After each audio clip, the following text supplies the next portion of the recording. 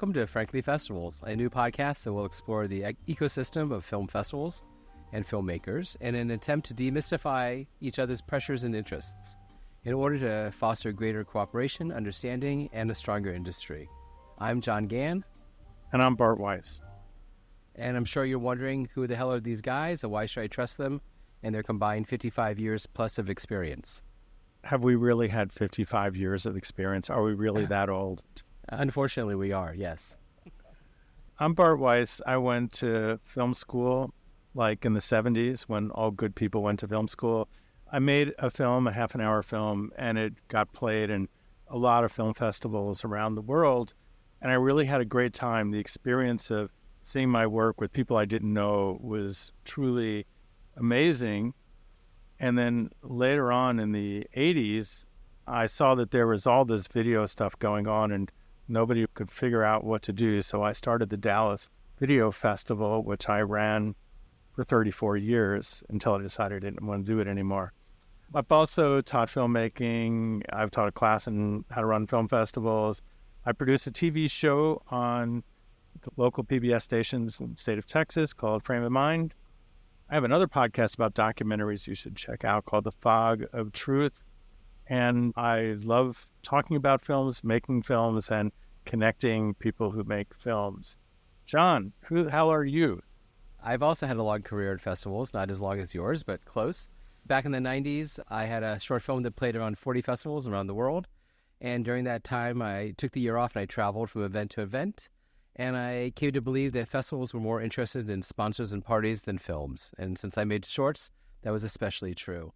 So when I came back to DC, where I live, I decided to try and upend what I experienced by creating a film festival focused on filmmakers and their films, believing that if I did that right, money and sponsors and all that stuff would come.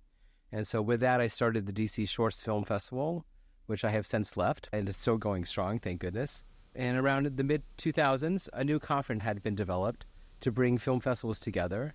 It turned out to be a mess, mainly because it was created by people who were not involved at all with films.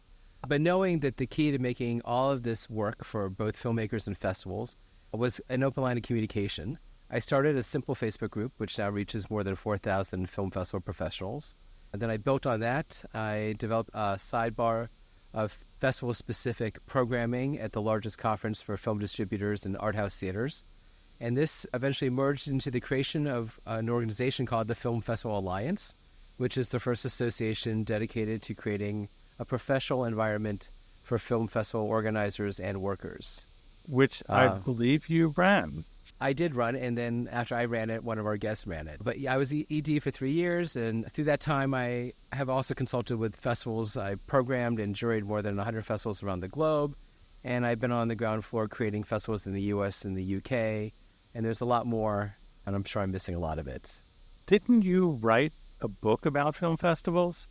Yes, I did. I actually wrote 2 of them, one for filmmakers on programmers and what they're really thinking about when they're reviewing your movie, and one about starting a film festival, which is really written to discourage people from starting more festivals, which I think we are already in an oversaturated market. So did that book actually discourage people from entering festivals? I don't know. I hope it has. I get calls all the time, and I send them this checklist of 700 things to consider, and sometimes that stops them from calling me. But in general, the 2 of us have been around the block, and our plans for this podcast is to allow filmmakers to peek behind the screens and sort of understand the pressures festivals are tackling. It's a two-way street, and I think filmmakers really only understand their part of it and don't understand the festival side. Indeed. So we are opinionated people. We have a perspective. Wouldn't you say? Yeah, I would say we are, yes. In a kind of humorous way. Yes. One of the things we'll be working on is transparency. We believe that transparency is the key to this open communication between filmmakers and festivals. And we're going to be discussing that through not just this episode, but lots of episodes. And we'll be talking about it in a future episode, just about ethical festivals and a new initiative the Film Festival Alliance is putting forth. So here's how this is going to work. After our introduction, we'll banter and chat about some news in the film festival world and our thoughts, our very opinionated thoughts on them. Yes, we will be gossiping and throwing a lot of shade. Then we'll have an in-depth conversation with our guests to talk about the episode's topic. Today, we'll do an interview with the inherent divide between the interest of film festivals and filmmakers. And what's, I think, kind of interesting is many film festivals are run by former filmmakers, right? They are. And I know this is a really big topic and that we will only be scratching the surface. But I think that by examining every episode through these conversations, we will be answering filmmakers' questions and what they really want to hear and what they need to hear. Which is how we will end each episode. We will answer questions from filmmakers submitted through franklyfestivals.com, our website, which John has put together. Thank you very much. And through posts on film festival and filmmaker subreddits. So if you have some questions or comments, yes, please send them to us. And I know those answers will be a revelation for many. We will answer your questions honestly and with our combined experience. It doesn't mean their answers are always right for every filmmaker in every situation, but they will reveal quite a bit. So are you ready to get started? Great. So as you mentioned, we're kicking off the series with a discussion on the inherent divide between the interests of filmmakers and festivals. And we have two incredible giants with us today. Our first guest is Leela Met-O'Connor. She was the executive director of the Film Festival Alliance for 5 years before she shifted into producing award-winning docs, narratives, shorts, and features. She's a co-founder of the Tallgrass Film Festival and has worked with the Woods Hole and Bentonville Film Festivals. She's the creator of Mama Film, a very cool microcinema and touring screening series that highlights socially conscious entertainment through a maternal gaze. I love that, a maternal gaze. She's sat on dozens of juries, I sat on with her. I've been quoted in numerous publications and websites, and has been my personal touchstone since the day we met and decided to create an alternative festival conference, because the one we were at only concerned themselves with the big four and forgot the room was filled with over 60 small and regional festivals that could have been funded on the budget of Sundance alone. I think I might have been at that conference, and you were. It was not good. It was not good. But something good came out of this. Leela is also the award-winning producer. Her most recent film, Chasing Amy, played over 70 film festivals around the world and opens in theaters November 1st. Very exciting. She's also the board president of Art House Convergence, which supports independent, community-driven cinemas, much like the Film Festival Alliance does for festivals. Our other guest is my good friend, Jeff Marsland. Jeff, I've known for many years. I tried to hire him to come teach at my university, and then the University of Texas at Austin gave him a better job, so I'm pissed off at them forever. Jeff is a native Texan who took a crazy career to filmmaking. Usually filmmakers don't study mathematics, philosophy, art, science, and languages before they get into filmmaking. But if you look at Jeff's films, they are so rich with all of those. He went to UT to pursue an MFA in filmmaking. In addition to making films, Jeff taught at the RTF department, the University of Texas at Austin, and now is an associate professor at the University of Colorado at Boulder, cinema studies and moving image department when he is not traveling the world, going to many film festivals. His professional career began with the critically acclaimed short film Monkey vs. Robot, which I programmed at the Dallas Video Festival. And he has been shown dozens of festivals worldwide, distributed theatrically on HBO and PBS and Univision. In 2010, he completed his first feature film, Mars, an animated sci-fi romantic comedy starring Mark Duplass and the late, great Kinky Friedman. Let's pause for a second to remember the late, great Kinky Friedman. I should have worn my hat in remembrance of him. Jeff is also a producer on an incredibly great documentary called Yacona, and he's also produced a bunch of films. He was an actor in Yacona. He got to ride a horse in Yacona. And he was also in Josephine Deckard's festival hit Thou Wilt Mild and Lovely, as well as, I want to hear about this, Dick Pics, Don't Hand Up the Fucking Phone, Curtis, and Murder Made Me Famous, which is pretty incredible. I play the Unabomber in that one. Sorry. His last film is hand animated. It's incredibly great film. It's a unique film. It's a wonderful film called Quantum Cowboys. It's combined science and cowboy culture. and has been playing all over the world on the festival circuit.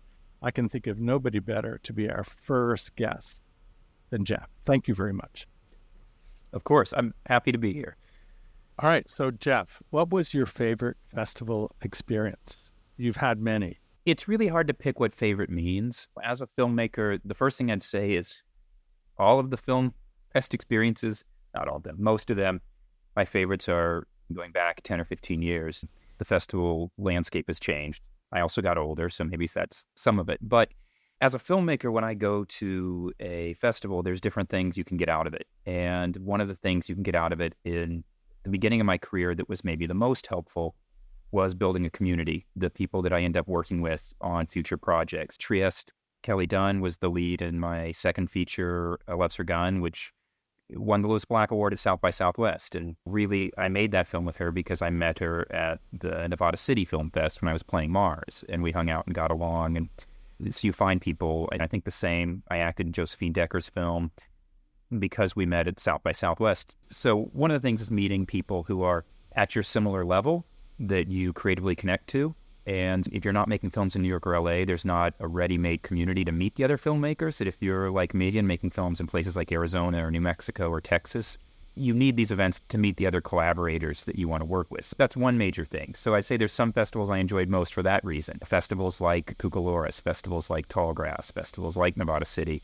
I mean this in the best possible way. Some sort of filmmaker summer camp that you go and you're now exercising your art and fun with these other people you want to work with. But then there are also film festivals that help you try to move your career forward. And I'm going to get into this more later, but I think the unfortunate nature of the landscape, and it's becoming more and more so, that the move your career forward is being monopolized by just a very few festivals. And they're moving the careers forward of studios like A24 rather than individuals. And that's, as someone who's been in this world a long time, it makes me a little bit sad. But I do have some great experiences with some of those festivals. And when I took a film to Sundance, you can't beat that for trying to get some legitimizing to your career and so on and so forth.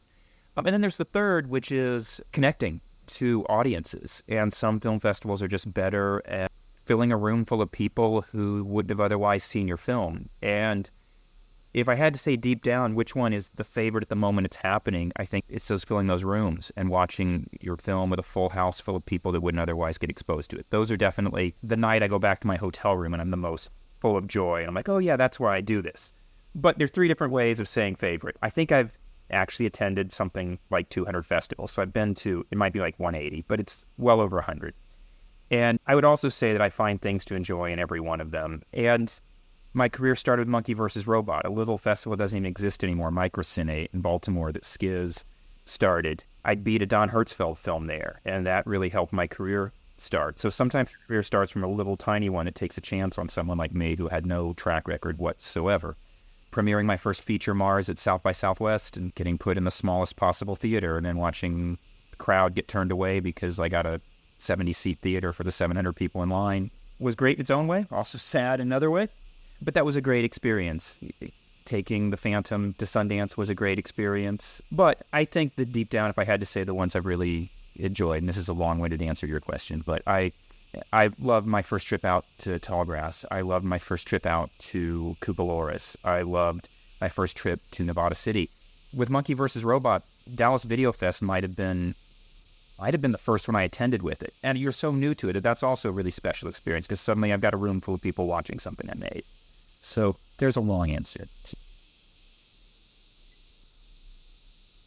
So, Jeff, if the first part of building community, how do you do that at a festival? You've really refined this to an art.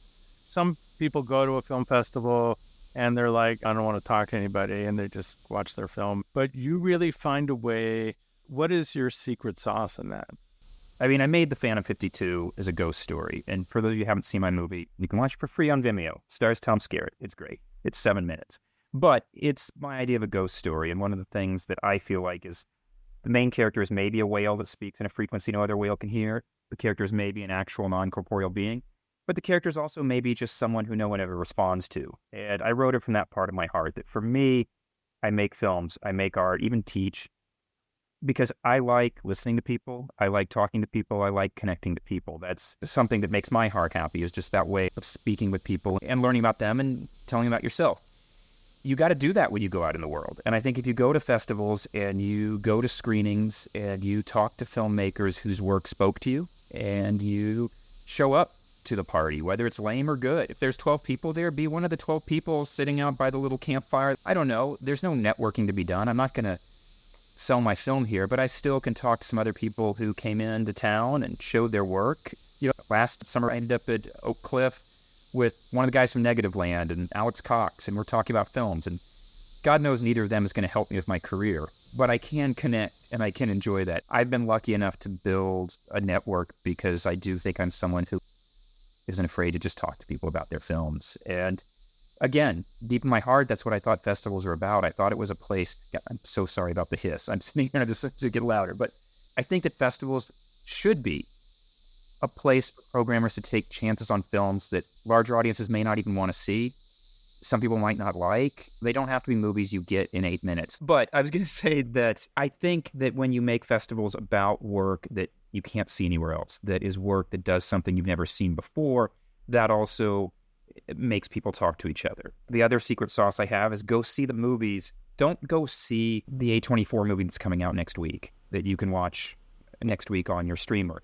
Go see the movie that's probably never going to get distribution or shown anywhere else.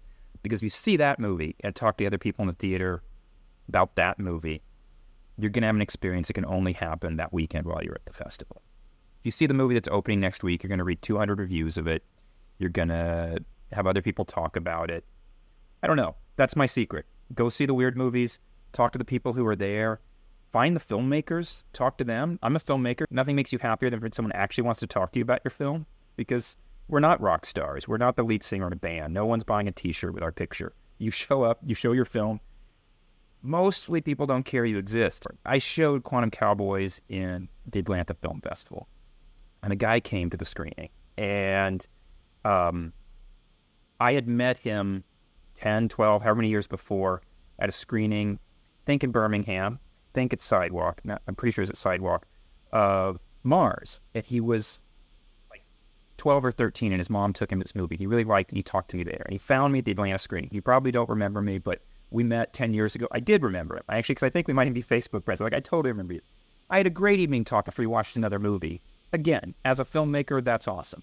And if you don't talk to people, you don't realize there might be someone in the audience who, came to one of your movies 15 years ago, and then they show back up as a full-grown adult working professionally on movies themselves now, and going, wow, it's great to see. So that's my secret.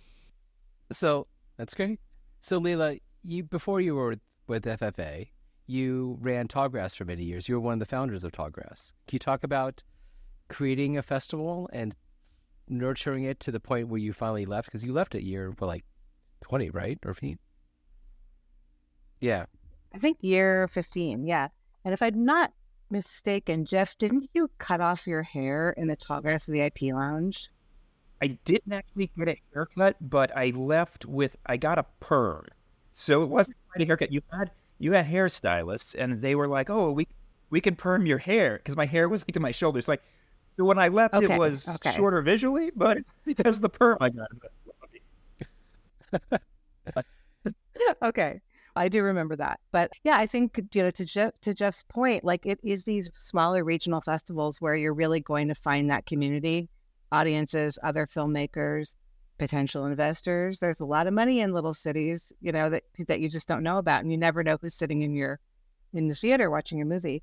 But I think with Tallgrass, it was something that I kind of inherited. I wasn't born and raised in Wichita, but it was very important to us to the spirit of the community into the festival.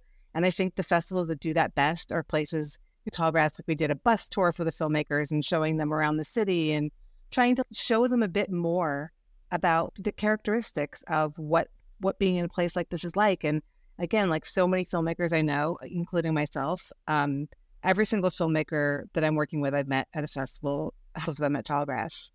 But I think that festivals that do that well, like Woods Hole, is amazing because it's such a small little fishing town, and you're just walking to get lobster tacos, and then you're going to the beach together and you're watching movies together. And Cucalores is a great example. Like you said, Jeff, Hell's Half Mile in Bay City, Michigan. These small towns, they do it so well. And it's something that audiences there just don't get. It's not like going to a festival in New York or LA or one of the bigger cities where there's independent film all over the place. In a lot of these places, there is not an art house cinema. So this is their once per year time to experience this, and they get to experience it with the filmmakers, which is just like magical, I think. And I think that's what makes festivals so wonderful. And I think that's why a lot of the community cinemas now are like, how do we eventize things, or how do we do these screenings? Film festivals have been doing that forever. That's the MO of film festivals. So I think, did I answer your question? I'm not sure, but I do think that knowing your community, knowing what kind of programming they like, really programming for them. I have to say, like with Chasing Amy, we played 70 festivals. We premiered at Tribeca. That was cool because it was a premiere at Tribeca. But my favorite screening that I went to was at Outfest. And it was a closing night film at Outfest because that was our community. And I cried through the whole movie because there were hoots and hollers and people just understood it. And it was like the perfect curation. And I think for festivals, for regional festivals, they do pick, and it's important to pick some of the films that maybe come out of the bigger festivals as sort of tent poles. But like Jeff said, there are incredible like programmers there and incredible films there. And that's what you should be paying attention to. And those are the filmmakers that you should be meeting, because those are the people that have become your future collaborators. Can I interrupt and sing Layla's praise really quickly too, just piggybacking into saying how good a job, going that year and going to Tallgrass and seeing how well not only did y'all program, but y'all did the outreach to make the film festival feel like a part of Wichita. I mean, I stop in Wichita now every time I drive through that part of the country, which is a lot because Lauren doesn't fly. But because of that festival, and I've got to say that I have to really sing the praises of Tallgrass. That was one of the most diverse racially, economically, age-wise audiences, full houses that I'd had. I've played New York, LA, those places, and you don't always get that. But the audience that I saw when I took my film there looked like the town of Wichita. And I think people forget, but that's an immense amount of work beyond just programming, inviting us out, that you all did with a festival like Tallgrass to say also to the community, hey, we're cool, be a part of this. You found that way to make the community excited and come out. And again, as a filmmaker, I'd almost tear up here talking about it. It's amazing to actually go to Wichita and have the people of Wichita come see it, and not just go to Wichita and have all the same people that I've already met at other festivals that just showed up to my screening again.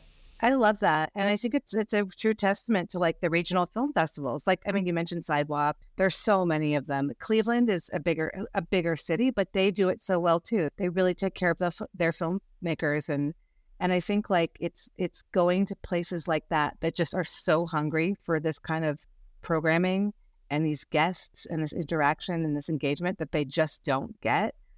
And so for filmmakers, I mean, I always say, of course, everyone wants to premiere at a market festival, and less it seems to matter about getting your film distributed. But those are the places where you're going to find those rich audience interactions and friends for life, really. And I always said that, backing up on what Jeff said earlier about finding your community, as a filmmaker, festivals is where you find the people you want to collaborate with in the future. I mean, the greatest compliment I used to get when I was running DC Shorts, it was a great festival and the films are fantastic. It was years later when a filmmaker would call me and say, hey, I have another film made by me and this other person I met at DC Shorts. We're now working together on stuff, and this is our new film. I'm like, I'll take it, a sight unseen, because this is what it's all about for me as a festival creator, is to create an atmosphere where people feel comfortable working with each other and really getting to know each other. And to me, that's the ultimate win. Having been a festival person and, had so many filmmakers come through and, that don't want to watch their movie. And I totally get it. You've seen your movie over and over again. But what I will say is, one thing that I encouraged with Chasing Amy was that one person from the team and watch the movie, because you never know how an audience or a community will react, and especially in these regional places. And when you're like, damn, my film killed it in Wichita, and it killed it in St. Louis, and it killed it in Omaha, and it killed it in Bay City, Michigan. That's like actual like data that you can take back to a distributor, that you can take back and say like, people here love the movie.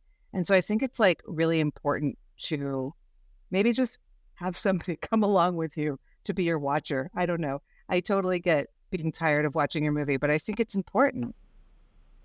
It's also, from the filmmaker standpoint, it is a whole, I mean, if you buy the Blu-ray of Quantum Cowboys, it actually says this in the Blu-ray, and you have multiple intros and multiple Q&As you can play upon multiple watchings. But I think watching a film in a theater instead of at your house is an experience, and that experience is different with every single audience. You know, Lily Gladstone sat through Quantum Cowboys 18 times. She watched it every single festival she came to. She watched the entirety of the film. I think John Wade did it 22 or 24 times. I've sat through it with audiences 30 plus, maybe 40 plus times. I also know sometimes you just need to get dinner. There are reasons why filmmakers don't sit through their film, but especially if you make something a little different, it is a different experience depending on the audience in the room. And that's something you can't recreate. You get that by sitting in the room at that festival that day. It's an ethereal moment that exists once. You should take advantage of it. As we're hearing, for all of you filmmakers out there thinking about what festival you should send your work to, it's really good to go to these regional festivals where you think you'll be able to meet people. So as you're doing your research, that's one of the things to think about. But the other thing that somebody said that really needs to be amplified, if you did make a film with somebody you met at a festival, make sure you tell the festival people. Yeah. Because they will love it. Yeah. Don't be shy about that.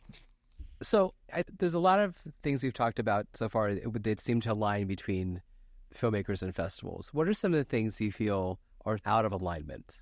I think, from my perspective, I think the communications seems to be out of alignment. I think that filmmakers believe they need much more communication. I'll say that regional fests, and I hate that people treat that as a pejorative. Like, regional fests to me is the same thing as saying better festivals, really. Complaints or things they're not doing well. I think that regional fests are doing really right by a lot of us filmmakers. I think they have the most adventuresome programming. I think that they personally care about us when we come out, and I'm really excited by that. I think the only downside to the regional festival world is that sometimes as a filmmaker, you feel like the sustainability of your career, that how will this help me make another film, it becomes pointless. You're spending money, you go there, the audience loves it, you had a great time, you go home, but it doesn't move the needle on making another film for you, unfortunately. Except if you meet somebody who you could make another project with. No, it absolutely does. It does that. And I think that's working really well at the regionals. I wish the people that cover films would realize that there is value in regional cinema.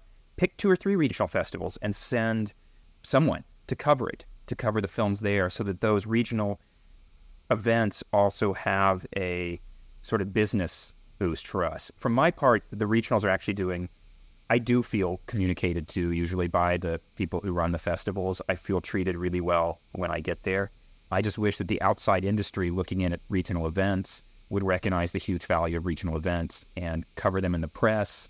Maybe even send a buyer once in a while. Buy a film at a regional festival that does well with an audience.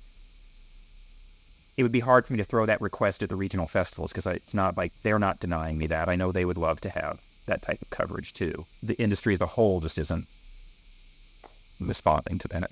Well, part of the problem with coverage is there aren't enough people writing about film, and these websites like IndieWire, like they don't have money to send a writer to a festival. I wish they did. Can I be snide? They're too busy writing about Timothy Chalamet hosting Saturday Night Live to ever cover Quantum Cowboys. In all seriousness, that's what's happening. They're covering things that get clicks, that are just famous people. They honestly had 3 posts and articles about Timothy Chalamet hosting Saturday Night Live. I don't know how IndieWire that is in my head, but they also, though I sent them many requests to cover Quantum Cowboys didn't even get an IndieWire review, and I feel like here's a movie with David Arquette and Lily Gladstone and Nico Case and Alex Cox. Is it worth 2 paragraphs on an online publication? Is that too much to hope for? That won an award at its premiere at Annecy, the largest animation festival in the world. But they really just wrote back and they're like, if it didn't play South by, Sundance, Tribeca, we don't review it. And it feels like we're leaving the indie part of that conversation out. If that's, I think you should say it won an award at Tallgrass. Let's cover it. I think you should say those should be reasons. Leela, you were going to say something about communication? But to Jeff's point, I was going to say, I know how important reviews seem and can be for distribution, but distribution is just a whole other podcast conversation at the moment. But I would say activate your letterbox, because that is where the audience is, and they're leaving reviews of your films, and like go there, engage with people there as you can, and see what kind of, buzz you can generate organically that way, instead of waiting for these trades, quote unquote, to come and cover your festival. But I just to the point of communication, I think one thing that filmmakers have to remember is that most of these festivals are nonprofits, and they're understaffed and underfunded, and they're doing their best to communicate with you and get you the information that you need at all times. And I think as things like Google Drive are, in existence, and you can drop press kits in there and stuff, it's a great tool. I would also say to filmmakers, check your emails and have somebody respond to your emails, because there's been a lot of times I'm programming for Athena Film Festival right now, and there are a lot of times when filmmakers don't reply to your emails in a timely manner. And again, like if you just need that one designated intern or person on your team to reply to emails, just have them do that. There are deadlines that festivals need because of print deadlines and all of these things. So I think it's really important it's a two-way street. And the other thing I'd say about communication is ask festivals for like their press list. Not everybody's going to give them to you, but do your own marketing blast, do your own outreach. There's so much that you can do too. Again, I know everyone is underpaid and overworked on both sides of this equation. So the more that we can understand that about each other and just figure out ways to help one another, I think it'll just help move the needle a little bit. As a filmmaker, I would say I have zero complaints about the communication coming from the regionals. I would say that I have more apologies than complaints. I'm always responding to those emails that I was mentioning like 3 days before the deadline, because you're always doing your day job and you're like, oh, wait, I've got to get these 3 things to them. And I have to compliment most of the time the staff of these festivals is doing the hard work of babysitting me. They're holding my hand. They're being like, we really need this now. We really need that. I don't have many complaints. I think that the reach out has been really good. And I've also found that if there's something that would be really helpful to you, you have a guest coming in you think might be appealing to a local school to get an event. If you just ask, if you say, hey, I've got Lily Gladstone coming with the screening for one day. Are there any events? Are there any community groups that you think we could connect to stop by to help get people out to the screening? In almost every case, I hear back from the regional festivals, and they work with me to try to make the screening more successful. So I think it is a two-way street. I think that if you're feeling like, hey, this regional's not doing that much to make this worth my time, then write someone there and say, hey, I'm coming out, I'm doing this, I want to make it to a bigger event, what could I do?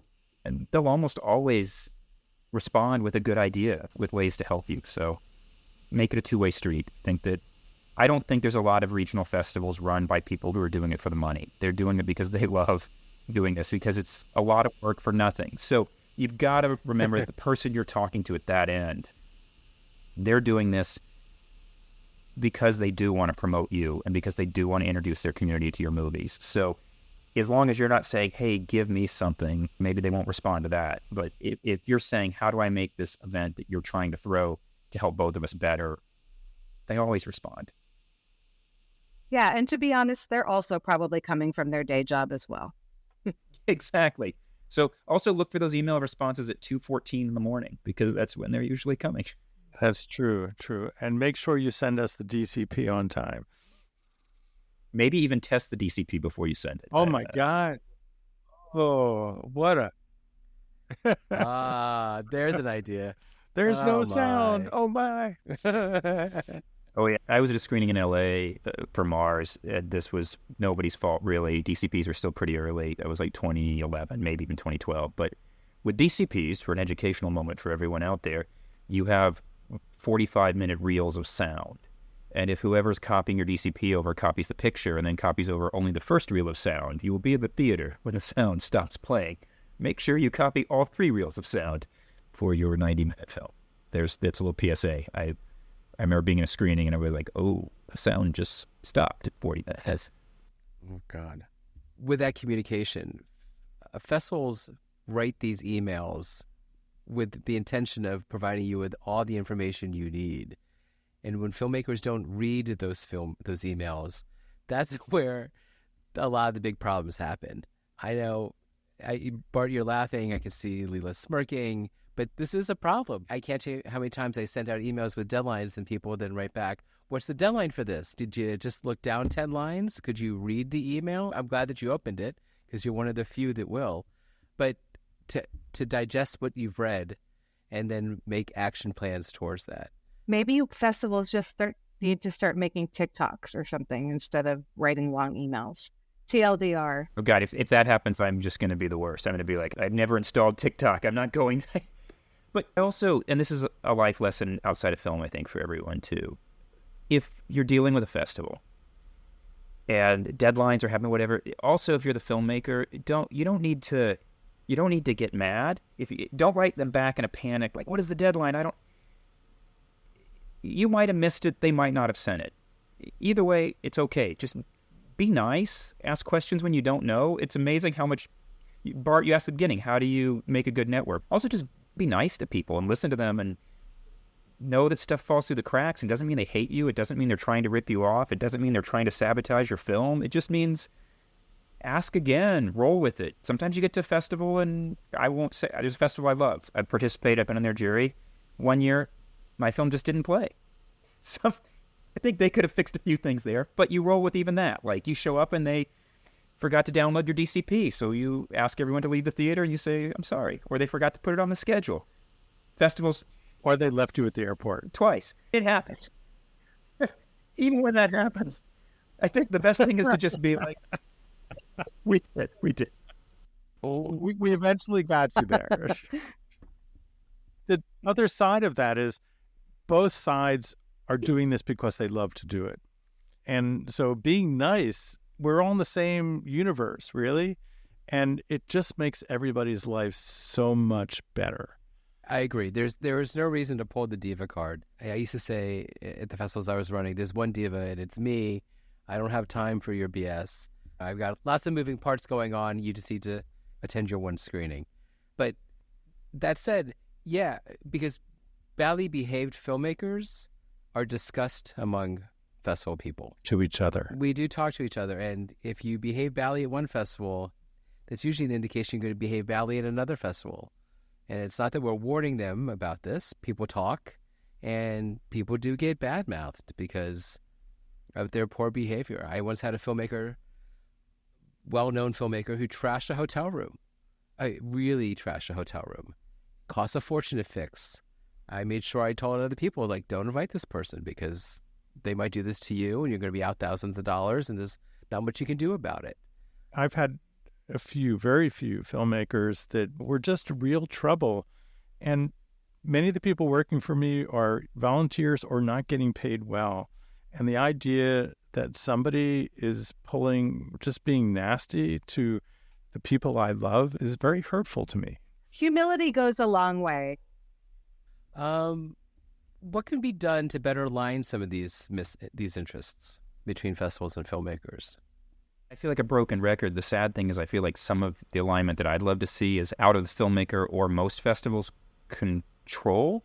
I think we talked about there are too many film festivals. That's probably true. It's watered it down. But if you get to know the landscape enough and you look at what are long-standing, good regional festivals, there's not necessarily too many of those. I would just love to see those festivals get really held on par with the big events and have audiences recognize that, honestly, if you're talking about an actual independent film, they're more often than not being showcased at the strong regionals and not showcased at the big four. The revolutionary idea, I'll give it to you, someone steal it because then you'll make my life better. I love festivals. I got into independent filmmaking because of people like Alex Cox, people that were making these films that the industry wasn't recognizing. I fell in love with it. I now sometimes get really bitter because I sometimes feel like that model has evaporated to almost non-existent. Festivals, I won the Lewis Black Award at South by Southwest with a $23,000 feature. I don't think anything was less than around 900,000 this past year in features that even got in, much less one. And I think my favorite film of that festival was the cheapest one. But I think that there was a time when you could be someone who wasn't already connected to the world of programmers and just make a film that was interesting, and a major festival would take a chance on you. And it wouldn't necessarily mean you're going to sell it and make $1 million, but it would mean, hey, you have a chance to segue this into, by a career, I mean, you still got a day job, but by a career making more films, a chance to make it somewhat sustainable to keep doing your art. And I think I speak for probably most independent filmmakers. And when I say independent filmmaker, like, yeah, the Coen brothers are independent. Yeah, but that's not an independent film. There are filmmakers out there that are using their savings. Their parents gave them a little bit of money. They're doing crowdfunding, and they're making films. And yeah, those films don't have as big as stars. Yeah, they still have some bumps and bruises. But I say the thing that probably most filmmakers, if you talk to independent filmmakers, are begging for is include these in the major events. Make it possible to still make a film outside of the whole system that's something people haven't already seen, even if it's not the best film out there. Make a place for those films to show, get talked about, and considered. As a filmmaker going to film festivals, I want to see these films. As a filmmaker making these films, I want to see these films that bring new ideas and new people into the fold. And I think festivals are having trouble financially, and they're leaning on playing 4 A24 films, 2 giant box office preview hits, and then burying these small films. I personally think that's not the model. I think the model is to go back to the people who built you, which is all these independent people, and say, hey, let's show those films for a little while. And again, it's why when I did that, was on the jury for the 25 coolest film festivals, I singled out festivals that I think are doing exactly that we don't need more labs where you anoint filmmakers before they even make a film. I know the labs come from the best part of these people's hearts, so I don't want to criticize people making up labs, but this is what labs have become. They've said, now not only is it going to be unfair when you apply to a major festival with your finished film, are we going to program the people we went to school with, we karaoke with, we already know, we've already played 5 films by them, they're going to get the slots. But now they say, for the new people, you're still not even going to compete with them, because what we've done is we have 3 labs. I already picked an individual before they even made a film. I showed them how to make the film that I like the best. I invested in them, and now, surprise, we're going to play their film instead of yours. And if you're just a filmmaker on the ground making indie films, you couldn't feel further pushed back. Every time there's one more list of people getting into labs, I promise you most independent filmmakers are at home going, great, I'll never get in. Yeah, and you've already read these same names. Sundance has, I love some people on the list, but Sundance has now mid-career labs where they take people who already have TV shows and movies and make a special lab for them and then play their films. And if you're someone who's applied with 12 films of rejections from Sundance, you're looking at that and you're just feeling like, why am I even playing at this table? And I do think I hope none of the programmers, look, I still want you to take my films, programmers. I feel very lucky that I'm in a place where I've managed to play some of the big festivals. I think part of it is because of when I started. I think if I was starting now, this was somewhere along the way the intent of a lot of these events. And I think the average viewer at home looks at the Sundance roster and says, oh, these are the people making films with nothing. These are the breakouts. They actually, if you talk to it, you're not in film and you just ask like your sister-in-law's family, oh, what do you think of independent film? In their mind, if you don't play Sundance, you're a failure as an independent filmmaker. That's where if you were good, Sundance would just play your film. I mean, it was a Kristen Stewart, after playing her film at Sundance, was saying how amazing it is that Sundance just manages to find any good, if there's a good film out there, they find it and play it. And I'm like, they do play good films, but they're missing a lot of good films too. And we have to remember those are out there. If you're a terrible filmmaker like me, who insists on making films and thinks it's great to make something no one's ever seen before, someone has to take a chance and play something you've never seen before, even if they don't like all of it. And I wish that was happening more. Don't get discouraged as a filmmaker. Like, I know it is discouraged. I get discouraged. I just this morning was looking at a list of lab participants, and I would say like probably 80% of them are people that I've seen go through other institutional labs. And that's just the way it is right now. And I know it's harder with feature films, but don't get discouraged when you're not playing the big market festivals. There are audiences for you around the country, around the world. Keep trying. It's not as important, I think, post-pandemic that like your film is like from the very most recent year. People are taking chances on on films that might have been made a couple years ago, or if that films are playing like a year long on the festival circuit or more. And so do that, because that might be your theatrical distribution at the end of the day. But also for short filmmakers, there's so many other avenues. Like playing film festivals is great, but there's so many ways to get your films in front of audiences when you think about impact screenings. And I think about most independent films have an impact angle to them. And so it just takes a little bit more work. And yes, it's great to say our festival played this and put the laurels on. But you know what? If that's not the path for your film, because for any number of reasons, programming is so subjective. They could have, was it you, John, that maybe used this example? I can't remember. But if you made a vampire lesbian short, you could be up against 5 other vampire lesbian shorts that year. Yeah. And maybe yours is animation, but they already have several animations. You just don't know. So don't get discouraged when you have a good film. There are ways now, really, beyond YouTube, beyond like just putting it up online, and to get audiences engaged around your movies. And I would say especially for shorts, because they are the biggest conversation starters. You could do a short film screening and then, a 45-minute conversation. And what are we competing against right now is time, everybody's time. So you're like 1 hour of film and conversation. Like, you can be creative is all I want to say. Don't let the festival rejections get you down. Yeah. I love hearing this. I also want to say, when you talk about what could festivals do better or more of, this is something they're already doing. And I've seen Layla do this at festivals. So let me also just compliment you again. But doing what you just spoke about here, that I do think there's also an educational component. We talked at the beginning about what do you get out of festivals.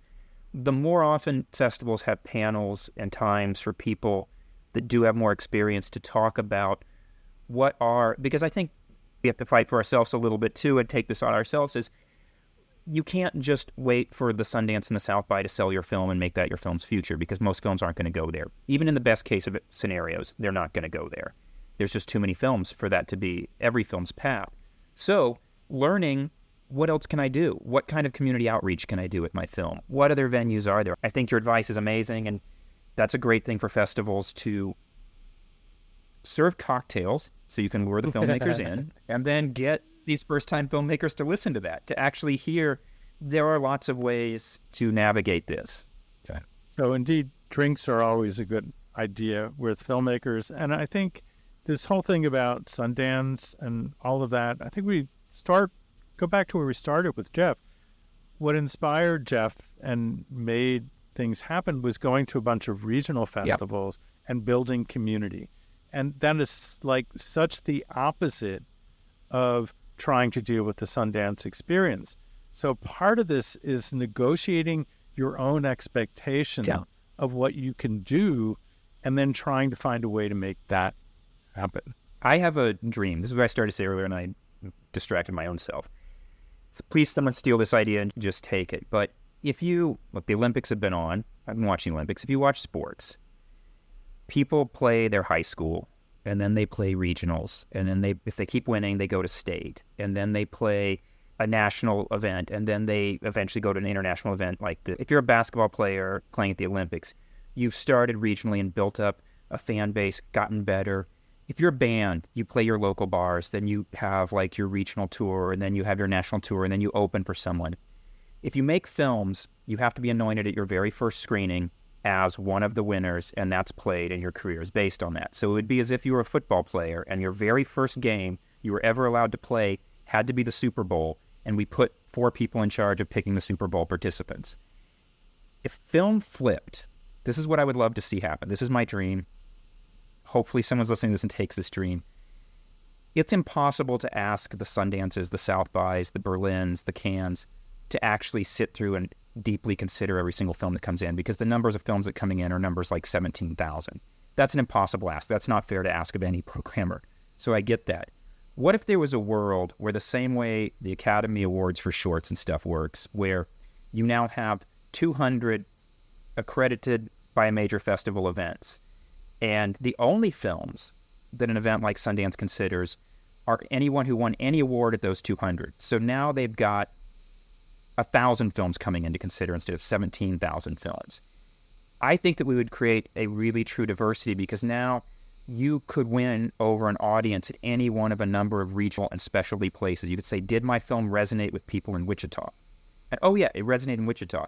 Okay, doesn't mean you get into these major events, but make the major events the end of the season instead of the beginning of the season. Make those something that you work up to, because I do get a little grumpy that if you make a film in a community and you say, I just did this, I don't know what I'm doing, but I showed it around my community and they loved it, you've now disqualified yourself from playing premiere events because they have to be a premiere. Why would we penalize someone for finding their audience? Why would you penalize someone for starting locally? Local is cool. I would love to see a world where the major festivals, the ones where the buyers went, they went to a festival where to get there, you had to win over at least one community somewhere else. That's my $10 idea. I think that's brilliant. Yeah, it's fantastic. I wanted to ask Leila if she could change one thing in the festival world, what would you change? One is, I think that it would be amazing, and this isn't really a change, it's more of an ask, but like, if you can start sharing data with filmmakers, that would be amazing. Like, you don't have to give them, I'm not asking emails, I'm not asking, that kind of like personal information, but tell them how many people went to their screenings, tell them how many butts and seats, tell them how much box office they made. All of that for a film that plays, 70, 100 festivals around the world, that can add up. And then you can go to a distributor and say, this is hard, cold facts. So if there's a way that can kind of become standardized, that would be really cool for filmmakers. And it's a great way for festivals to support filmmakers. The other thing is, I think, like, back to John's second book and Bart, I did the Dallas Video Fest until I didn't want to do it anymore, is not every festival has to live forever in the iteration that it's in. And so if it's not, maybe it's time for a 40-year-old festival or 10-year-old festival or whatever, and we just went through a pandemic that changed everything. Sit back, look at your mission, look at what you're doing. Is everything you're doing, is there a mission creep? Are you serving your community in the best way that you can? Or are you trying to be what you were if you're a founder, you're trying to stay that way, or you're trying to do what your board or your sponsors want to? I think it's really important that festivals examine. Are you 50, like Seattle, for example, they used to be like a month long and now they're like 2 weeks. And so smart. Think about the changes that you can make to your festival that will make you better for your community and for your filmmakers. That's something that every festival should really be thinking about right now. And it's so easy to just do things the way you did it last year and not revisit what you think is really important. And there are pressures from sponsors and board members to move in a direction. I love Jeff's idea, and I think it'd be just an incredible. I do too. If we worked things that way, it would also force, I think, a much-deserved respect onto those events. That if you are any of those events that now, instead of all the regionals having to look at the catalog that major festival programs and say, oh, now we're going to program those because they've been given the gold star by these, it would go the other direction. And it would say, wow, I never would have taken a chance on this film, but they programmed this in Birmingham, and it turns out people liked it. Let's take a look at it. It adds an air of respect to all of those very great regionals who have done the effort to find filmmakers in their community, in their region, to reach out there.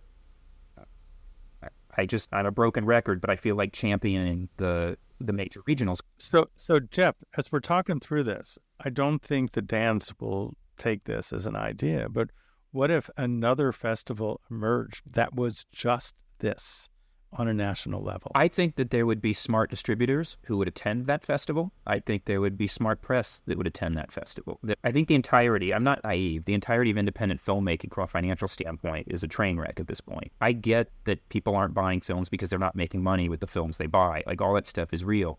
I think if you're a smart distributor now and a festival existed that only programmed from films that managed to go to Outfest and find their audience, managed to go to Woods Hole and find their audience, at least a buyer going to that festival could do exactly what Leila was talking about and look at these numbers, because then we can have transparency and say, oh, it played these 4 regionals and sold out 3 screenings apiece. Does that mean I should put it in every megaplex? Maybe not. But does that mean there exists an audience for this film and it exists in these towns? Great. Now, if I'm a distributor, I say I could buy this for this amount of money. We could put it on pay-per-view. I could probably open in these cities. I think there's math. I think there's math for the major theater chains that have 6, 10, 15 screens in their multiplex that are all empty all the time. Pick 2 of your screens, only pay $500 a week, but book independent films and charge $3 a ticket.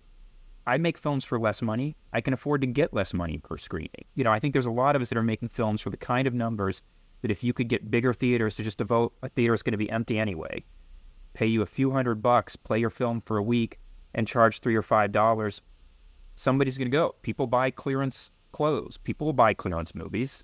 We just have to rethink how we reach an audience.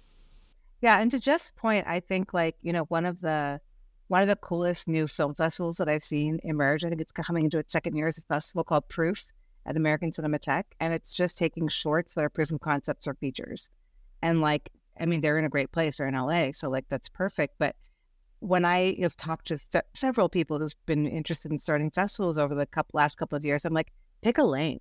Don't be like, we're the festival that shows 500 movies from 50 countries around the world in 5 days. That's just, people don't choose, people need focus. They need to have we're used to an algorithm. We're used to somebody telling us what to watch. Figure out what is missing from the landscape and do that. I 100% agree. So I thank Jeff and Leela for joining us today. This has been a fantastic conversation. I think that it has been awesome. It's been eye-opening for me. I love Jeff's concept. My mind is spinning. Leela knows I've been trying to get out of festivals for years, and now I might be sucked back into it. So, so it's all good. But thank you guys for coming. I'm going to drag you back in. Do stuff. Dragging me back in. The key problem with that is, how do you pick which festivals? And that's a very sticky.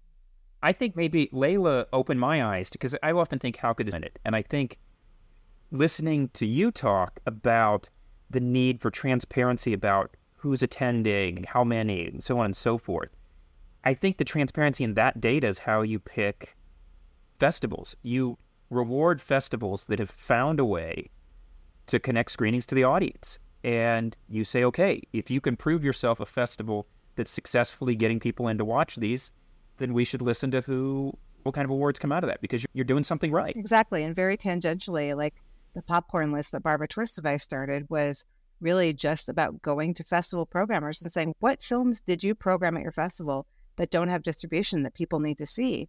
And these are professional programmers. This is what they do, is curate films, and they know their audience and they know their communities. And so I think any way that we can get the films, and respecting the art of curation, respecting the art of programming, and picking a smattering of festivals and say, yeah, we got the Sundances and the Tribecas, but we've also got the Denton Black Film Festival, and we've got smaller, the El Paso Film Festival, San Antonio Film Festival, El Paso, sorry. Oh my God.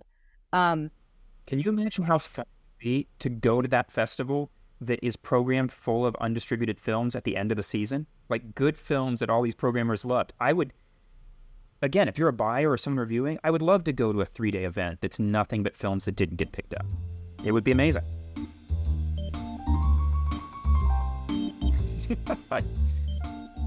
Thank you, guys. That was just so incredibly awesome. Incredible. So our next segment is the Filmmakers Ask section. We've been culling questions from a bunch of subreddits and our website, and we want to answer these for filmmakers. I think, to me, this is probably one of the most important things we're going to be doing, but I also think this is probably going to be some of the answers that people don't want to hear either. So this could be interesting. They will be honest answers. They will be honest answers. Okay, the first question we have is, looking at my Vimeo statistics, I don't think programmers are watching my film. Is this true? Bart, is this true? It depends what you mean by watching your film. Oh, do you mean watching the whole film or watching the film? Okay, so there's a lot of things here. We're going to get to that in a second. First, Vimeo actually admits, and it's in their FAQs, that their Vimeo statistics don't necessarily work very well. They've eased up on the language they used to use, but it's not very reliable, especially for embedded films. And if your film is being shown through Film Freeway, then that is an embedded film, and you're not getting all the counts you should be getting. But The other thing is, a lot of people don't realize that programmers don't always watch these things alone. They watch your films in a group. There could be 6 or 7 people in a room watching your film at the same time. So while you might have one watch click on your Vimeo statistics, actually 6 or 7 people have watched the film. So the statistics alone are very unreliable. Physically, they're unreliable. They're also unreliable because you just don't know. You don't know how these festivals are watching the film. But as Bart was alluding to, what is watch? And this is something that I've been fighting for, and I know that as part of this Film Festival Alliance's upcoming transparency standards they're putting out, is for festivals to define what watch means. I know as a filmmaker, you want the festival to watch the entire film, including the end credits, although I think that's really an unrealistic ask, especially, as Jeff said, some of these festivals are receiving thousands and thousands of films, and a volunteer committee of programmers, that's a lot to ask people, even if they love film, to watch days and days worth of film or months and months worth of film to make these decisions. So for a lot of festivals, watch means they will watch the first 13 to 15 minutes, which if you have a feature screenplay, something should be happening in the first 13 to 15 pages anyway. And if it's something that doesn't fit the festival's zeitgeist, what they would be programming normally, then they might skip through to the end. They might just say, listen, this isn't for us. We know this isn't going to be for us. It's not for our audience, and they move on. Some festivals, watch means they're watching the entire thing, probably not with the end credits. Some festivals, they're watching a few minutes here, a few minutes there, and a few minutes there, and seeing what the tone of the film is and whether it fits in with their programming. Because we'll discuss this in another episode. Festivals aren't always programming the best films. They're programming the films that are available to them that meet a lot of other criteria, like whether they're going to play well with other films, whether they're going to fit within time constraints, whether it's the same story 7 times told and that's that year. particularly with short films. You know, when features, it's one thing. There's a situation where I've got a 47-minute block and I need one film, and your film is 6 minutes longer than that. And then I got to see if I can put it in another block that thematically works. So, yes. Because I've applied to festivals for 20 plus years, I've gotten lots of rejections. I spent a lot of time thinking about how I would make me happier. So I have a thought on this too, that I think it's impossible. Like I said, it's not fair to think that all festivals can have someone, especially a lead programmer, watch all the way through these things. I would love when you're on Film Freeway or however you're submitting, that there was just clear language saying by submitting this whatever $20 fee, they're all 80 now or something, but whatever, by paying my $50, the film festival has agreed they're going to watch 12 minutes of your film and consider you're paying for it.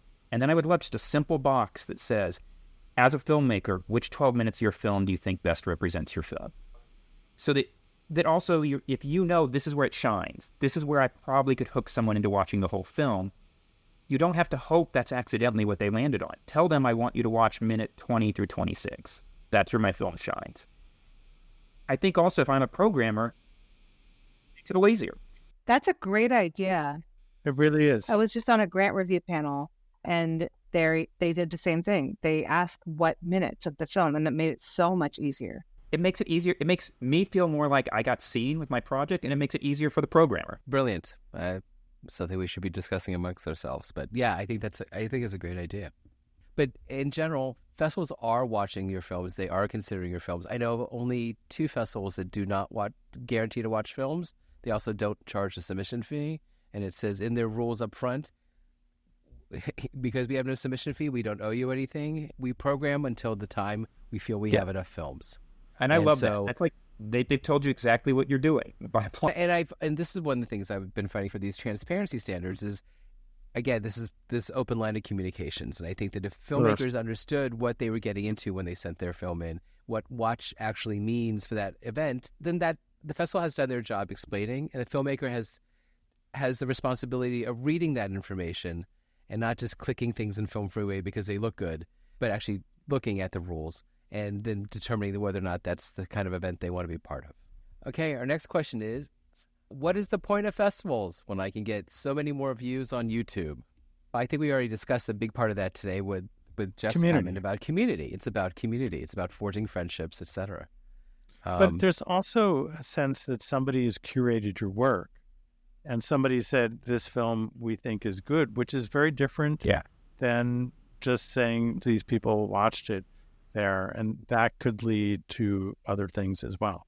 If anyone's going to complain that they didn't like living in Zoom during COVID, maybe you realize the value of having a real event you go to. Watching things on YouTube's not the same as sitting in a room and talking to people. And also, there's like millions and millions of things on YouTube. How are they going to find your film? Like you could share your link and maybe like your friends and family are going to watch it, but like doesn't mean it's going to go viral. Doesn't mean people are going to be able to see it. So to me, it's like you put your film on YouTube after you've cultivated an audience for it at a film festival. I would say, we discussed this earlier, that the point of festivals is to see what else is on the circuit. You might have made a really great Runaway Bride movie. I like that example a lot. And it's playing this festival, but then you realize while you're going to festivals, there's a dozen other Runaway Bride movies this year. And yours is just one of the many in the mix, which just happens to be a style that this festival picked. But that you're competing with all these other films with the same story. Because honestly, there's only a few stories out there. When you come back from a festival where your film is at, you come back inspired. Oh, yeah. And you don't get inspired by just having your films on YouTube. Yep. I frankly, when I go to a festival, I've been the most inspired by films that weren't necessarily my favorite film of the festival. When I see a movie I love it, but I might not be inspired to make one because I'm like, well, that got made. That got made in a way that I just going to go watch that one. But when you go to a festival and you watch something that touches upon ideas that I already like, but it's totally weird, I wouldn't have done it that way. Oh my God, I come home inspired to make mine, to think about it. So I love, sometimes at the time I'm counting down from 1 to 1,000 or whatever in my head, hoping for the shorts program to end if I don't like a film. But other times I still leave and I'm like, there's a value to just sitting in that room and making it through all those films. Here's another question. A festival I'm screening in asked me to pay to attend their awards dinner. Is this legitimate?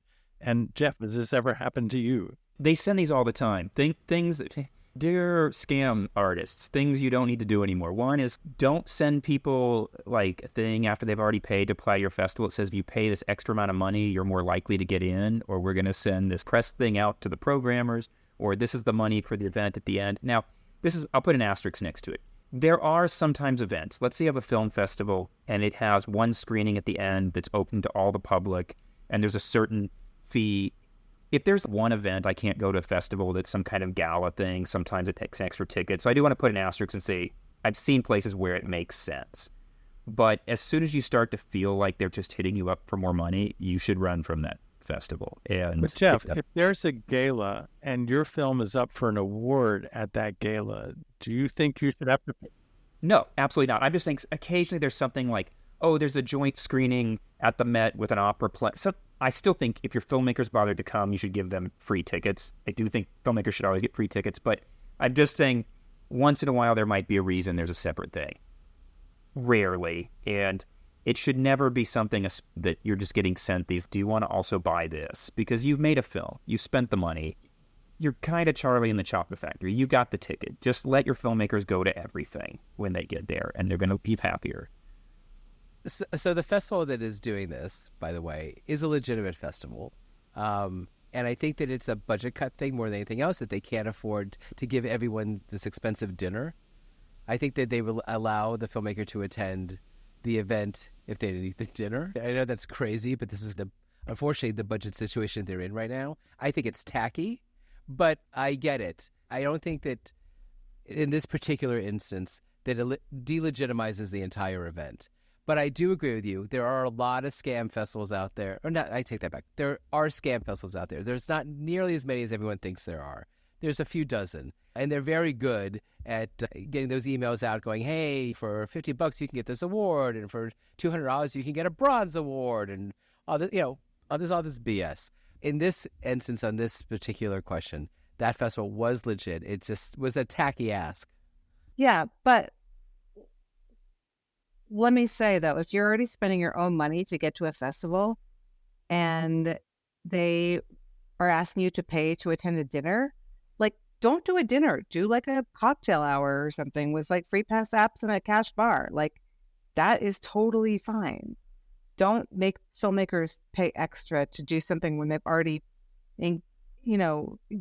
put money into like attending the event already themselves.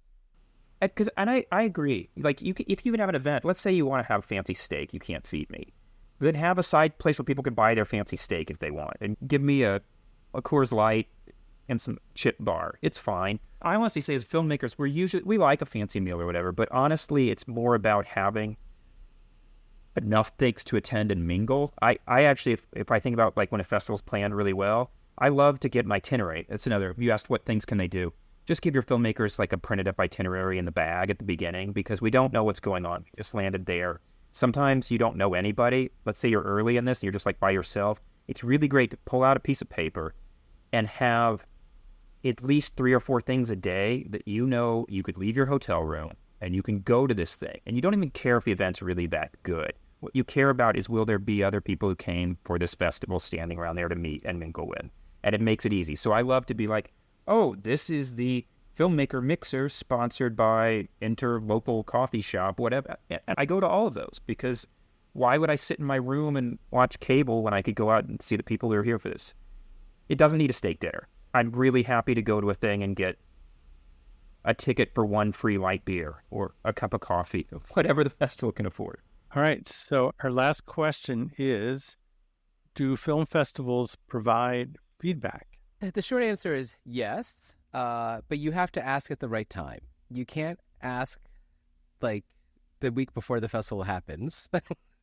It's not fair of the programming stuff to ask. Send an email and ask, congratulations on your festival. Curious as to why, because I'm trying to figure out my festival strategy. I didn't get in, and can you possibly give me some insight as to what the thoughts were of my film? And then most festivals will get back to you with some sort of information.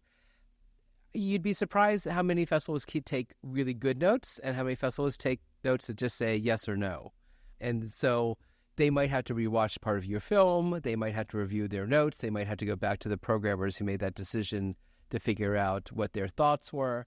But most of them will give you some sort of feedback. It's not automatic, and you might have to wait some time for it. But I will preface this with that while there are festivals out there that provide this as part of their process, like when I designed DC Shorts, part of it was you got all your feedback edited, because we couldn't possibly let you read what people wrote, because A, spelling errors and whatever, but B, we just wanted to make sure that the critiques were legitimate. Do you really want the feedback? Are you prepared for the feedback? Because inevitably, when we used to send out the feedback and we sent it to everyone, it was an automatic thing. The people who needed the feedback the most were the ones who hated it the most. They felt that they made the greatest movie since whatever, but they couldn't take the feedback. They couldn't listen to it, and they couldn't understand it. And so I have to say the worst day was running DC Shorts. So it's not the day you sent out the rejection letters. It was the day you sent out the feedback, because that was the day that everyone called. People called and complained. And inevitably, it would be the people who scored the lowest that were more concerned about their feedback. And I would watch the bottom probably 75 films, the worst 75 films we scored, because I knew that those are the people who were going to call me and want information. And I needed to legitimately say, dude, did you watch your film? Because I did.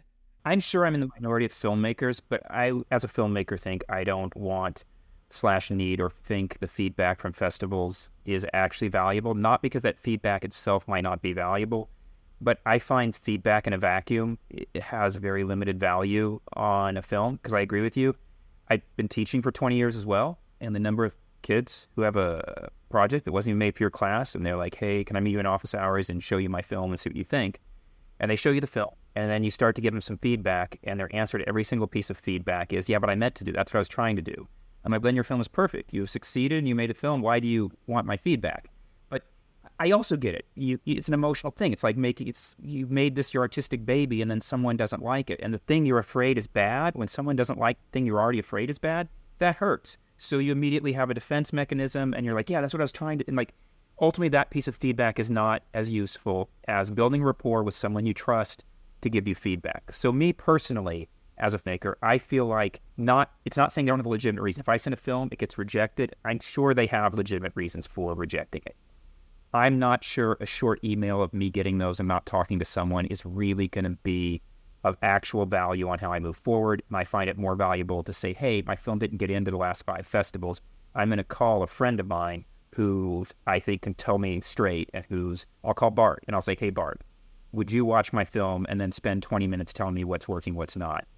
To me, my advice to filmmakers, being a filmmaker myself, is that second road is going to be more helpful in getting there and less hurtful than just expecting someone who has to do this for hundreds of other films to be able to send you a document that's going to elicit it. So I guess I'm in a minority of filmmakers saying I'm going to let the programmers off the hook. I don't expect them to have to tell me why.